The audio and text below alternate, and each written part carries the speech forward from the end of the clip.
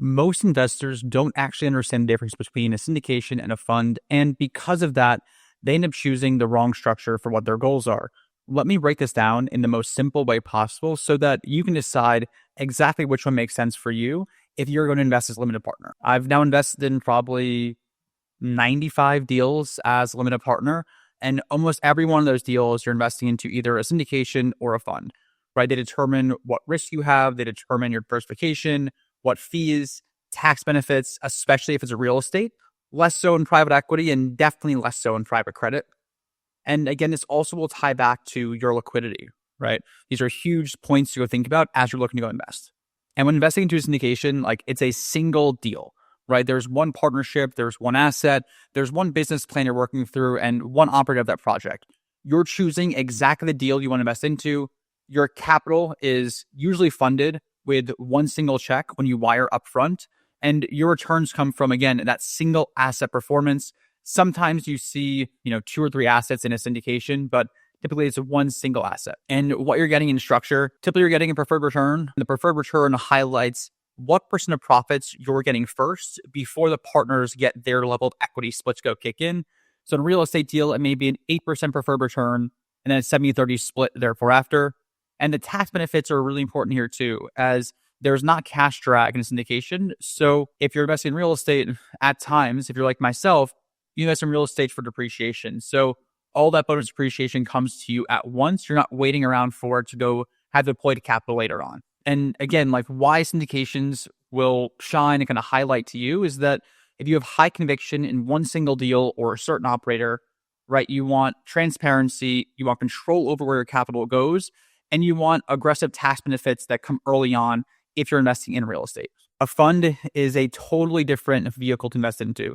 Typically, there's a handful of deals, right, if not more. They're invested into a certain asset class, certain structure, right? And you're investing into usually a strategy versus a single asset type deal. So what you have is a kind of structured type fund, right? In one scenario in which you're saying, hey, you know what? The operator is going to go buy multifamily property in Texas that is between 50 units and 200 units in these markets, these vintages, this price range, this business plan, etc. Alternatively, you may have a blind fund, right? Saying that, hey, we trust Joe, the operator, and Joe's going to go invest into what he sees fit across this wide range of both asset classes, markets, etc. And typically the capital is committed, but not always funded up front. So for example, right, you may have a fund that is a $20 million fund, and they're calling their first $5 million commitments down because they have a deal that aligns that first $5 million. So if you're part of that remaining $15 million, right, your capital is just still sitting there, right? You have that, your slot lined up if you want it, but you're not usually earning a pref for interest or any kind of equity on that money until it's actually deployed. So this could lead to both cash drag for you. The reason the fund will not call your capital is they don't want to have cash drag for them, right? They don't want to go accrue their pref. They don't want to hurt the overall return of the fund itself. And in turn, they're making you wait to go allocate your capital. And your money is typically spread across all the deals in the portfolio itself, right? So you're getting diversification. So what this is really big is if you were only investing a certain amount of money and you wanted to have an easy decision of saying, hey, you know what? I like these operators. I like this strategy, but I don't have to go review every deal you put in front of me, right? This reduces your volatility. What it also does, in my opinion, is that it brings up your deal floor. So for example, it brings up your floor, but also brings down your ceiling. So any given deal can be a home run or a flop. But if you have a portfolio of deals, the likelihood of those deals all falling really far outside of the mean and standard deviation is much less likely. So in turn, what you may have is that you may have some winners, some losers, right? And some things that are fitting right in that middle. So in turn, you're likely going to be closer to the projections themselves in a given fund, right? Higher floor, lower ceiling, whereas individual deals, you can typically have some home runs, some average deals, and then definitely some losers here as well too. And again, like when a fund itself can make a lot of sense is you want diversification, you want access to multiple deals or operators, right? You want professional management of a portfolio itself, or you just don't want to have to go review deal by deal, as that can be a pain. And again, too, thinking through syndication, it is one deal, one wire, better tax benefits early on if this is focused in real estate. This is a less meaningful in private equity and very much less meaningful in private credit typically. You have a direct line of sight to what you're investing into, right? You see the deal, the operator, the market, the business plan, etc. You can go evaluate that exact deal itself. Whereas in a fund, you are evaluating the entire business plan and their ability to execute, right? There's a bigger potential variance in outcomes, right? Again, you can have a deal that is a home run. You can also have a deal that's pretty average, right? You can have a deal that totally missed as well too. And you have zero diversification, right? You were all in on that one deal, one concept, one asset as well. And when looking at the fund itself, right, there's going to be multiple deals. You have less variance as you have more things, even things out. In theory, it should be more predictable. It doesn't always happen that way, but in theory, it should be more predictable. Your capital may be called over time, right? The fees are usually tied to the fund level versus the individual deal, right? Maybe you get better terms as an investor because there's more collective buying power. But again, like I would look at this as the GP is picking the deals. You are picking the GP in this scenario versus you're picking the GP and getting a clear line of sight to what the deal actually is. So to speak again to diversification, right? Like if you are, there's different paths here, right? You may be an investor who's saying, hey, you know what? I'm going to go invest into 10 deals a year and I want to go pick those deals. So for you, you may lean more heavily to investing into a single asset, right? A single opportunity versus a fund. And the reason I say that is that you have the ability financially and also bandwidth wise to say, you know what, I want to go with that. Each of these projects, I want control over where my money actually goes. So in turn, you're willing to go put that time and effort into finding those 10 right deals a year for you. And each of those deals may solve different problems for you.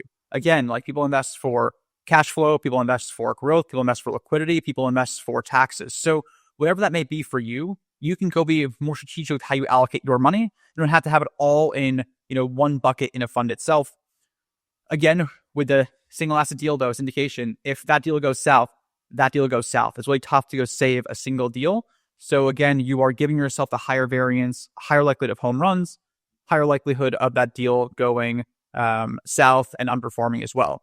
So you're more tied to the, market cycle that you're in. You're more tied to the economic cycle that you're in. So again, you can go create your own mini fund, right, by investing across different deals. But if you only have, one allocation to go invest, a fund may give you more diversification, more leverage than doing it by yourself. There are also times too in which certain opportunities are structured in a fund because you have to.